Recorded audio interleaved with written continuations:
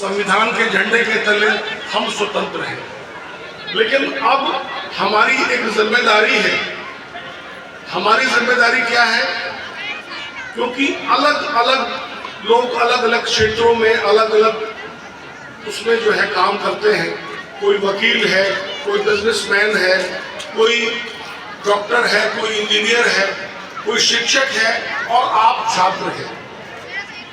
जो भी व्यक्ति जिस क्षेत्र में कार्य कर रहा है वो उसके लिए राष्ट्र पहले होना चाहिए, अपना समाज पहले होना चाहिए और वो बाद में हो।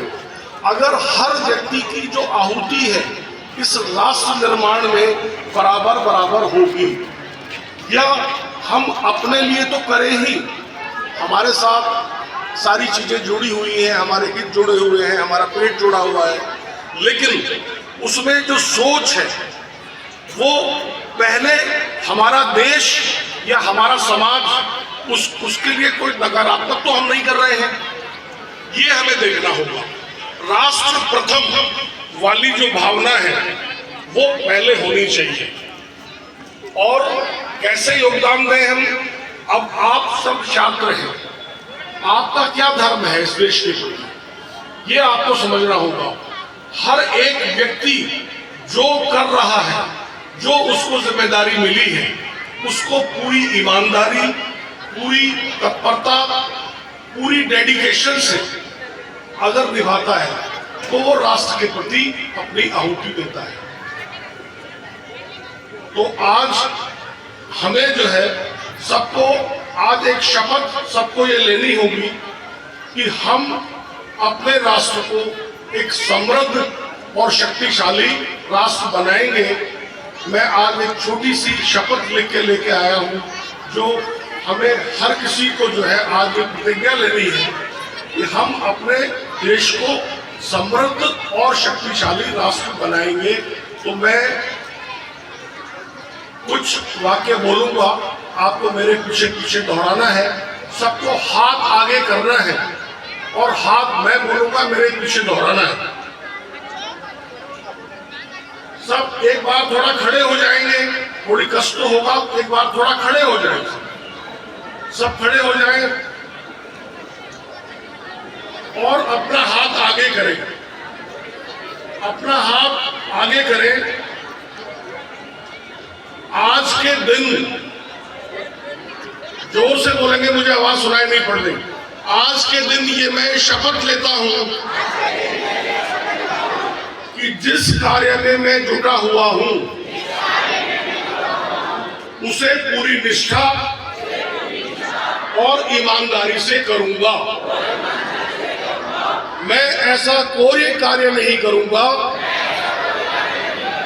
जिससे मेरे राष्ट्र की हानि होती हो। मैं हमेशा अपने देश के लिए उत्थान के लिए कार्य करूंगा। बैठ जाइए। अभी सब एक बार मेरे साथ बोलेंगे, भारत माता की, भारत माता की, भारत माता की। आज का दिन एक गणतंत्र दिवस के साथ साथ हम अपने वार्षिकोत्सव के रूप में भी मनाते हैं। और आज के दिन मुझे जिम्मेदारी दी जाती है कि मैं आप लोगों के साथ चर्चा करूं, आपके साथ शेयर करूं कि हमने पिछली बार क्या उद्देश्य, क्या लक्ष्य लेके हम चले थे और गत वर्ष में हमने क्या पूरा किया और क्या बाकी रह गया, और आगामी वर्ष के लिए हमारे क्या उद्देश्य हैं। क्योंकि जब तक हम अपने जीवन में, चाहे कोई छात्र हो, चाहे कोई बिजनेसमैन हो, चाहे कोई शिक्षक हो, जब तक अपने जीवन में, मैं आप लोगों से हमेशा कहता रहता हूं कि अपने जीवन में एक लक्ष्य बनाइए, एक लक्ष्य बनाइए कि ये मुझे हासिल करना है। अगर सामने कोई लक्ष्य होगा तो आप निरंतर प्रगतिशील रहेंगे, आगे बढ़ेंगे। तो हर वर्ष हम अपने लिए एक लक्ष्य निर्धारित करते हैं और हम ये देखते हैं कि हम उस पर 100% खरे उतरे कि नहीं उतरे, तो वो मैं आज आपके साथ में जो है चर्चा करूंगा। पिछले वर्ष जो हमने किया वो मैं आज आपको बताना चाहता हूं कि एक तो हमने 16, 17, 18, 19 ये 4 दिवसीय, 19 नवंबर को 4 दिवसीय बाल दिवस पर 10 इंटर कॉलेजेस की एथलेटिक मीट का सफल आयोजन किया। 16 और 17 को हमने एथलेटिक मीट, 18 को हमने लिटरेरी प्रोग्राम्स और 19 तारीख को जो विद्यालय के इतिहास में हमने पहली बार हुआ है, और इसके लिए हम पूरी तरह से कटिबद्ध थे कि हम अपने विद्यालय में एक साइंस की और मैथ की प्रदर्शनी लगाएंगे। और ये मुझे कहते हुए बहुत हर्ष महसूस हो रहा है कि हमारे बच्चों ने लगभग 60 एक्टिव और पैसिव जो है मॉडल्स बनाए, और जो हमारे बाहर से बिजनौर से साइंस समन्वयक आए थे, बाहर से बिजनौर से जो हमने बुलाए थे और शिक्षक बुलाए थे, उनका ये कहना था कि जिला स्तर पे भी ऐसी प्रदर्शनी आयोजित नहीं होती है जो आपने विद्यालय स्तर पे की। ये हमारा पहला प्रयास था, और अगले वर्ष तो हम हो सकता है कि और भी वो हमारे उसमें से कुछ जो है मॉडल्स गए थे बिजनौर, और बिजनौर में जो है विद्यालय स्तर पर हमारा मॉडल जो है 2nd नंबर पे आया, 2nd नंबर पे हमारा मॉडल आया। इसके अलावा जैसा कि हम हर वर्ष करते हैं स्टूडेंट लीडरशिप ट्रेनिंग प्रोग्राम में, हम हर क्लास से 2 बच्चों को सेलेक्ट करते हैं और उनके अंदर 2 दिन का हम ये लीडरशिप प्रोग्राम करते हैं कि कैसे बेटर कोऑर्डिनेशन हो, कैसे एक ग्रुप में एक व्यक्ति को कोई टास्क दी जाती है तो वो बखूबी कर सकता है, लेकिन कैसे हम सम्मिलित रूप से किसी टास्क को पूरा करें। एक लीडर का मतलब ये नहीं होता कि भाई जैसे प्रधान जी हैं, यहाँ के प्रधान हैं या MLA हैं, MP हैं।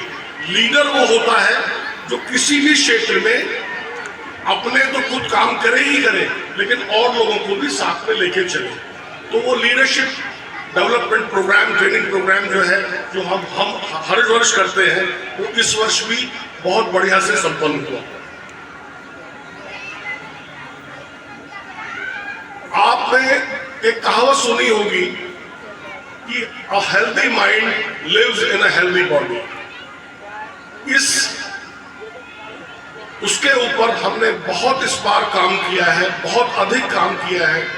खेलों को हमने बहुत ज्यादा तरजीह दी है, और जब हमारा जो है ये एथलेटिक मीट हुई थी, उसके बाद में हमने कहा था कि जो भी तहसील स्तर पे, 2 तहसील स्तर पे जो प्रतियोगिताएं हुई, एक जो सामने हुई थी गांधी इंटर कॉलेज में, उसमें हमने 32 पदक जीते, अलग अलग उसमें 32 पदक जीते, और दूसरी जो तहसील स्तर पे हुई थी उसमें हमने 43 पदक जीते। और हमारे बच्चे डिस्ट्रिक्ट लेवल पे, मंडल लेवल पे, और कुछ कबड्डी में जो हमारे बच्चे आज के डेट में मोहित जी ज्यादा बेहतर बताएंगे, लगभग 6 बच्चे हमारे जो है स्टेट लेवल पे, कुछ लड़कियां कुछ लड़के स्टेट लेवल पे रिप्रेजेंट कर रहे हैं। और भी उससे हम बहुत ज्यादा उत्साहित हुए हैं, हमारा बहुत उत्साह बढ़ा है, और ये उत्साह आपको सामने दिखाई पड़ रहा होगा। ये लगभग 25 दिन पहले ये अपने मनीष ढाका जी, शुभम तोमर जी, हमारे विद्यालय के मोहित जी, ये 3-4 लोगों ने मिलकर यहाँ पे एकेडमी की शुरुआत की है, कबड्डी एकेडमी की। और मैं आपको आमंत्रित करता हूँ कि रोज 3 बजे से लेकर 6 बजे तक कभी भी आप, कोई भी व्यक्ति आके यहाँ पे देख सकता है। बहुत सुंदर 3 घंटे का यहाँ पे कबड्डी का जो है वो प्रैक्टिस चलती है, और डेली चलती है। पहले बालिका वर्ग की होती है, उसके बाद बालक वर्ग की होती है। भवन के स्तर पर थोड़ा सा ये जो आप मेरे पीछे देख रहे हैं, पिछले वर्ष हमने ये टारगेट रखा था कि जो अपना एडमिनिस्ट्रेटिव ब्लॉक है इसको हम कंप्लीट करेंगे। और मुझे ये पूरी उम्मीद है कि शायद आने वाले ये क्योंकि सत्र जो है हमारा मार्च एंड में खत्म होता है, मार्च एंड के पहले पहले हम इस एडमिनिस्ट्रेटिव ब्लॉक को पूरा कर लेंगे। इसमें जो प्रिंसिपल का और जो क्लरिकल स्टाफ हमारा उसमें बैठता है, इस वाले भवन में बैठता है, उसको पूरी तरह से इधर मूव कर देंगे।